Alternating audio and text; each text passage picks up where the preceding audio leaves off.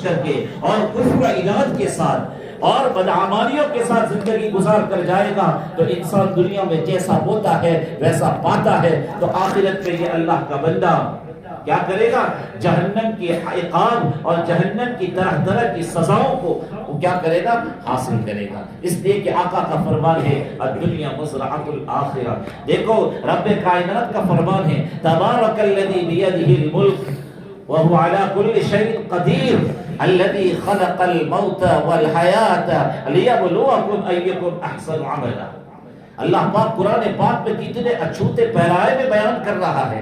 پاک ہے وہ ذات جو کہ ساری کائنات کا مالک ہے، سلطنت اور ملوکیت اس کے اختیار اور قبضے میں ہے۔ تبارک الذی بیدہ الملک، جس کے قبضے اختیار میں ملک ہے، جس کے قبضے اختیار میں سلطنت ہے، جس کے قبضے اختیار میں حکومت ہے کائنات، علی کل شیء قدیر، اور وہ ایسا خدا ہے اور وہ ایسا معبود یکتا ہے کہ ہر چیز پر قدرت رکھتا ہے، وہ علی کل شیء قدیر۔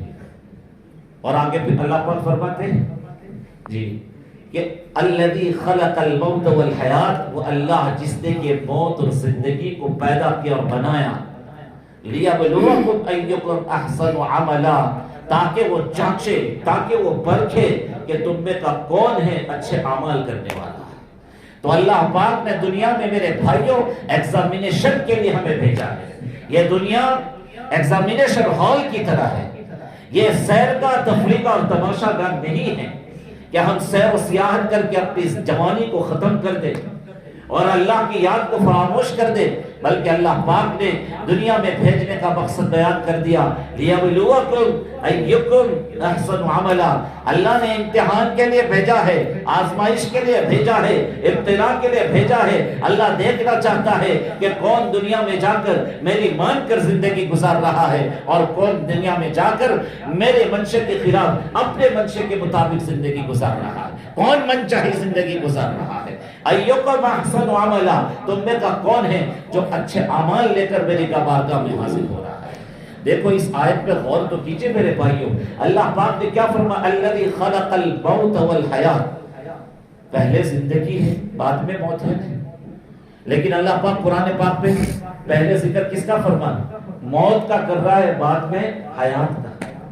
گویا ایک لطیف اشارہ مقصود ہے کہ اے دنیا میں جانے والے انسان، تو ہر وقت تیرے نگاہوں کے سامنے اپنا موت کا استحضار رکھنا، اس لیے کہ چند دن کی زندگی ہے، پھر موت کے آغوش میں جانا ہے، قبر میں چوکٹے میں تجھے اتارا جائے گا۔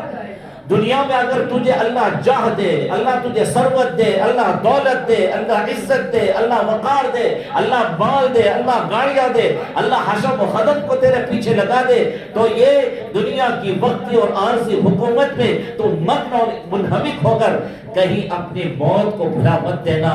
یہ چند دن کے بعد تجھے موت کے آغوش میں جانا ہے، اور موت ایسی اٹل حقیقت ہے کہ آج تک دنیا کا کوئی انسان اس حقیقت کا انکار نہیں کر سکا۔ دنیا میں آئے بڑے بڑے لوگ جنہوں نے خدا کی خدائی کا انکار کیا، رب کی ربوبیت کا انکار کیا، کسی نے نبی کی رسالت اور پیغمبری کو ٹھکرایا، لیکن میرے بھائیوں دنیا کا کوئی فرد بشر اور کوئی انسان آج تک ایسا پیدا نہیں ہوا، اور کسی ماں نے آج تک وہ ایسا نہیں جنا جو ڈنکے کی چوٹ یہ کہہ رہا ہو کہ موت کی کوئی حقیقت ہے۔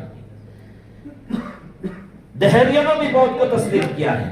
جو اللہ میں بلیو نہیں کرتا ہے، جو گاڈ میں بلیو نہیں کرتا ہے، وہ بھی موت کی حقیقت کو تسلیم کر۔ کیوں؟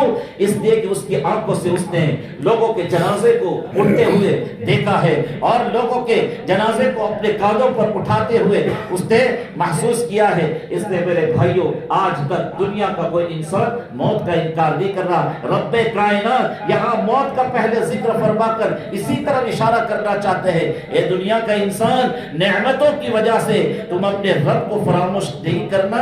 تمہارے سامنے موت ہے، موت کا ہمیشہ استحضار رکھنا۔ جب انسان کو موت یاد رہے گی نا، تو موت کے بعد کی زندگی بھی انسان کو یاد رہے گی کہ ایک دن یہ دنیا ختم ہوگی اور انسان مٹی میں چلا جائے گا، کیڑے مکوڑوں کی غذا بن جائے گا۔ اس کی حیثیت کیا ہے؟ اگر انسان کو موت کا استحضار ہو جائے تو اس کی ساری انانیت ختم ہو جائے گی۔ اسی لیے اللہ پاک نے فرمایا الذی خلق الموت والحیات. میرے بھائیوں دوسروں کو موت کا استحضار رہے نہ رہے لیکن نبی کے مت والوں کو, نبی کے ماننے والے مسلمانوں کو نبی کی تعلیمات پر یقین ہے, اس لیے اسے تو ہر وقت موت کا استحضار رہنا چاہیے, موت کا استحضار رہنا چاہیے. آئی بات سمجھ میں؟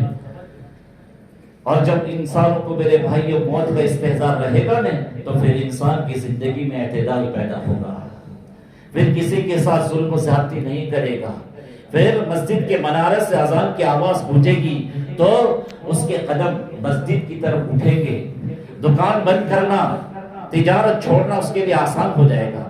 میرے بھائیوں ہم تجارت کرتے ہیں, حضرات صحابہ نے بھی تجارت کی اور ایسی تجارت کی کہ دنیا کے سامنے نمونہ ہے ان کی تجارت, لیکن اللہ پاک ان کی تجارت کے باوجود اللہ کے ساتھ ان کے رشتے کو ذکر فرماتے ہیں, رجال اللہ تلہیہم تجارت ولا بیع عن ذکر اللہ. تجارت نبی نے بھی کی ہے, تجارت پیغمبروں نے بھی کی ہے, تجارت حضرات صحابہ نے بھی کی ہے, لیکن ان کی تجارت ایسی تھی کہ ان کو یاد الہی سے غافل نہیں کرتی تھی. اللہ فرماتے ہیں وہ ایسے مردان خدا ہے لا تلہیہم تجارت ولا بیع عن ذکر اللہ, کہ ان کی یہ تجارت, ان کا یہ خرید و فروخت کرنا وہ ان کو اللہ کی یاد اور نماز کو قائم کرنے سے غافل نہیں کرتا ہے, غافل نہیں کرتا ہے.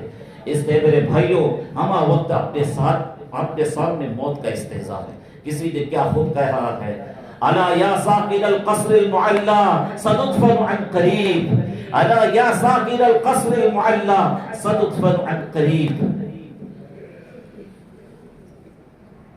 قلیل عمرنا فی دار دنیا ومرجعنا الی التراب.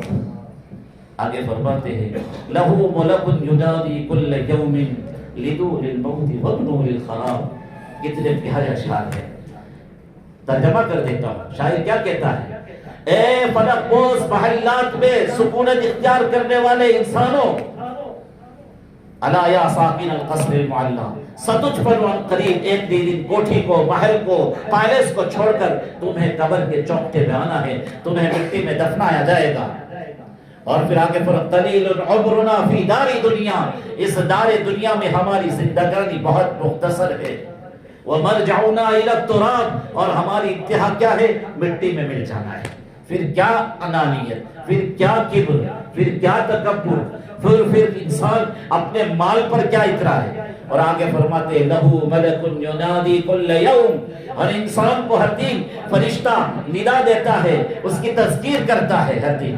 کیا لدو للموت وابنو للخراب, کہ تم موت کے لیے بچوں کو جنم دو, کہ تم جن کو جنم دو کہ اس کو بھی موت کے آغوش میں جانا ہے. وابنو للخراب, جو کچھ تم یہاں جمع کرو گے, جو کچھ یہاں بناؤ گے, ایک ایک دن اس کو خراب ہونا ہے, ایک دن اس کو خراب ہونا ہے. میرے بھائیوں وقت ہو رہا ہے, مجھے صرف یہ عرض کرنا ہے اللہ پاک ہمیں موت کا استحضار نصیب فرمائے اور آخرت کی لامحدود زندگی کی تیاری کی توفیق نصیب فرمائے. اس لیے کہ میرے اور آپ کے آقا حضرت محمد مصطفیٰ صلی اللہ علیہ وسلم نے فرمایا القیس من درن نفس وعمل لما بعد الموت. ذہین و انسان, ذکی انسان, فطین انسان, سمجھدار انسان, دانا اور بنا انسان وہ ہے جو اس دنیا میں رہتے ہوئے موت کے بعد کی زندگی کی تیاری کرے اور اپنے نفس کی شرارتوں کو پہچانے. یہ عقل مند انسان. تو میرے بھائیو اللہ کے نبی کی نگاہوں میں عقل مند انسان تو وہ ہے کہ جو اپنے نفس کی شرارتوں کو پہچان کر موت کے بعد کی زندگی کے لیے کیا کرے, اعمال کا توشہ تیار کرے. اللہ پاک ہمیں عمل کی توفیق نصیب فرمائے. دیکھو یہ ہو سکتا ہے کہ رمضان المبارک کا آخری دن ہو, رمضان اگر چاند نہ ہو تو میرے بھائیو شب قدر کا امکان ہے. چاند نہ ہو تو شب قدر, اس لیے کہ شب قدر کی تائید تو ہے نہیں, تعین کے ساتھ, یقین کے ساتھ نہیں. تو اگر چاند نہ ہو تو ہو سکتا ہے کہ رات ہے آخری رمضان کی رات ہے اور شب قدر کا امکان ہے, لہذا اس کو عبادت پہ گزارنے کی کوشش کرے. اور اگر چاند ہو جائے تو یہ سمجھو کہ عید کی رات ہے جس کو میرے اور آپ کے آقا نے لیلۃ الجائزہ قرار دیا ہے, انعام کی رات ہے. تو انعام کی رات میں انعام لینے کے لیے تو حاضر ہونا پڑے گا نا بارگاہ رب میں.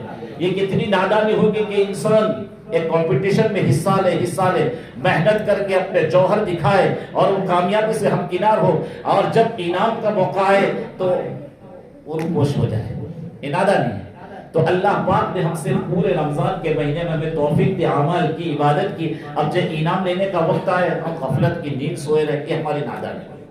تو لیلۃ الجائزہ کو بھی وصول کرنے کی کوشش کرے، اس لیے کہ حضور نے فرمایا من احیا اللیالی الخمس وجبت لہ الجنہ، او کما قال صلی اللہ علیہ وسلم، جو انسان، جو مرد مومن 5 راتوں کو یاد الہی میں جاگ کر گزار دے، طاعت کے ساتھ اس کو زندہ کرے، وجبت لہ الجنہ، اس کے لیے جنت واجب، ان 5 راتوں میں کہ ایک رات عید الفطر کی رات ہے۔